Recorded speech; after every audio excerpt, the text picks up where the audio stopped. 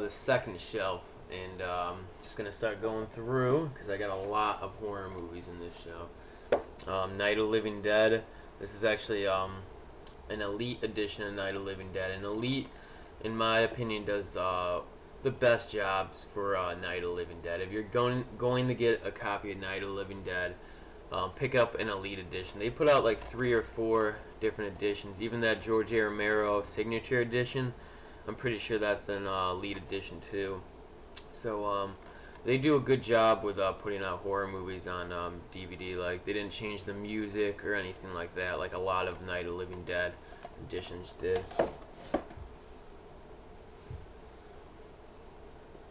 Alright, next we have Dawn of the Dead, which is a classic and probably one of my favorite horror movies of all time. And really, there's not too much I can say about Dawn of the Dead that hasn't already been said. Just probably one of the better written zombie movies in general. Just the story is so good.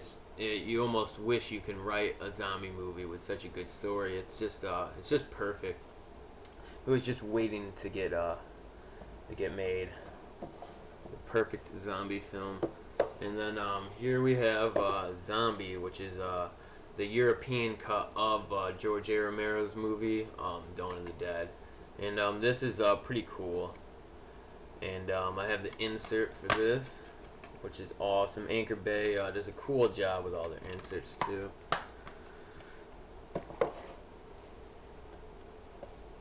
Alright, and then of course Day of the Dead, which this is another Anchor Bay dish. And then Return of the Living Dead, which I just love Return of the Living Dead. Creepshow, awesome Stephen King, George A. Romero movie. Creepshow 2, which is just as awesome. And then the Tales from the Dark Side movie, which is really good too. This is sometimes considered Tales from the Creepshow 3, just because it also has George A. Romero and Stephen King working on it, and it came out around the same time. So, but again, Tales from the Dark Side though is one of my favorite TV shows. So this is just a great movie, and this also has Debbie Harry in it, who I mentioned in my last part of this video. And then Last House on the Left, some Wes Craven coming up here. Probably his most brutal film. And then The Hills Have Eyes, which is just as awesome as Last House on the Left. And then I have a bunch of Nightmare on Elm Street. I got the first one, which is awesome, full classic. Can't say anything bad about it. Nightmare 2. Nightmare 3, which is one of my favorites after the first, Dream Warriors. And I actually remember when I was younger, I used to think this movie was kind of stupid, but the older I got, the more I saw it was actually a pretty good sequel in the series. It also was like co-written by Wes Craven.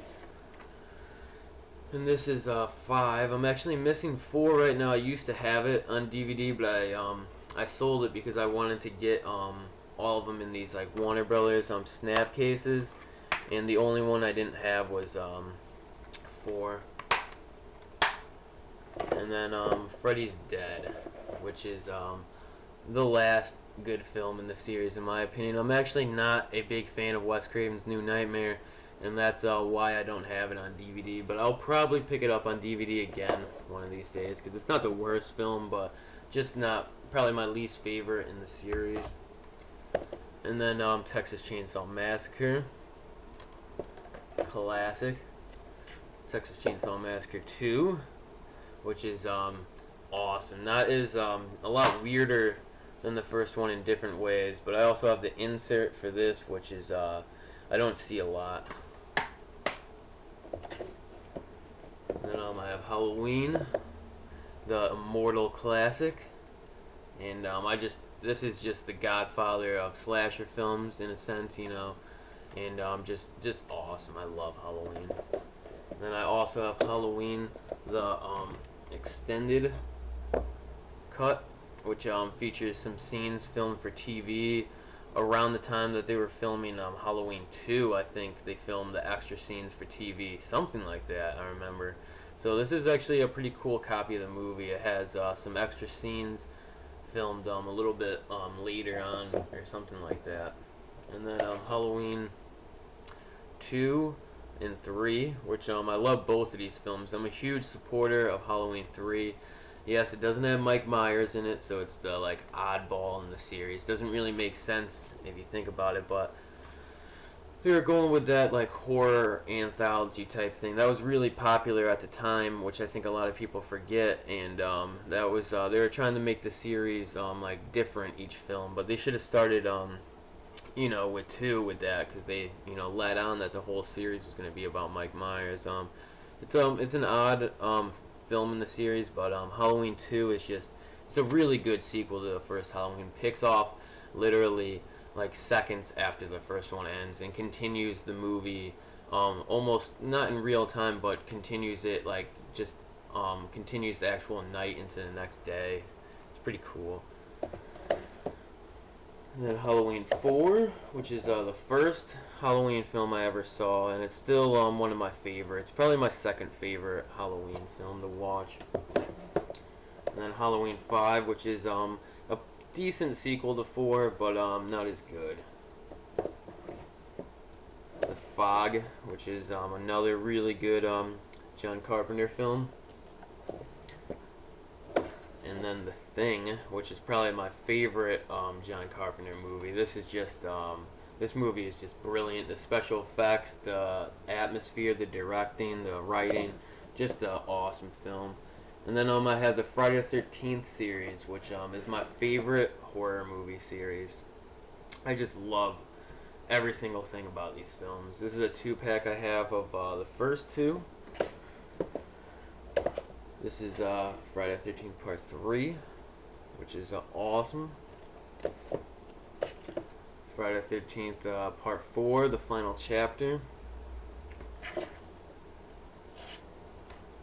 Friday the 13th Part 5, A New Beginning, which features a copycat killer of Jason, which may be disappointing to those who want to see the real dead Jason murdering people. 6, which is Jason Lives, and this is when zombie Jason returns from the grave once again to murder. Part 7, The New Blood, which is still really good in this series. I actually like this one a lot more now than I used to. And Jason Part 8, Friday the 13th Part 8, Jason Takes Manhattan. And this one's really good too.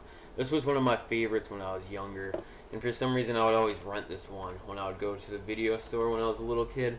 Thinking back, I don't know why I rented that one over the other ones. Maybe it was the cover, the VHS cover. But this is actually Evil Dead, which is one of the best and like classic horror movies ever. You gotta love Evil Dead. It's got a great sense of humor, but also it's a really good horror movie. And then Evil Dead 2, which is essential for a horror movie collection. And Evil Dead 2 is, I think, better than the first one, but they're both really, really good. And then we have Army of Darkness, which is the last in the Evil Dead series. Alright, and then I have Reanimator. I have this thick Elite edition of it, which is awesome. I talked about Elite earlier in this video, and really cool. Bride of Reanimator, which is a really fun film, and if you like the first one, you're gonna love Bride of Reanimator. Just awesome. And then here is Phantasm, which this is the only Phantasm film I own, and I kind of want to buy more films from this series. So hopefully, in you know, next time I do a video like this, I'll have more Phantasm films. And this is Hellraiser 1 and 2. I have this kind of like budget 2-pack that Anchor Bay put out. I kind of like 2-packs. I don't have a lot of money, so you know, it's a nice nice way to get a couple films on one DVD set, for one price and most of the time. And then here's another Anchor Bay 2-pack, Silent Night, Deadly Night, and Silent Night, Deadly Night Part 2, which is a classic for its garbage day scene.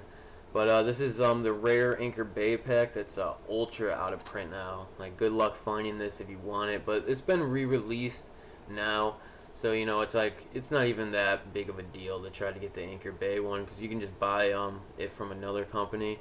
But this is the classic Anchor Bay release of this, and the first is a really good Christmas slasher movie, and the second is just a really bad sequel. The acting's horrible, and half the movie is just more than half the movie is a recap of the first movie. But it's still fun to watch for its own reasons. It's a ridiculous film, kind of like it's just a ridiculous film. Alright, so that was the second shelf. So the next part of this will be the last and bottom shelf in my horror movie DVD collection.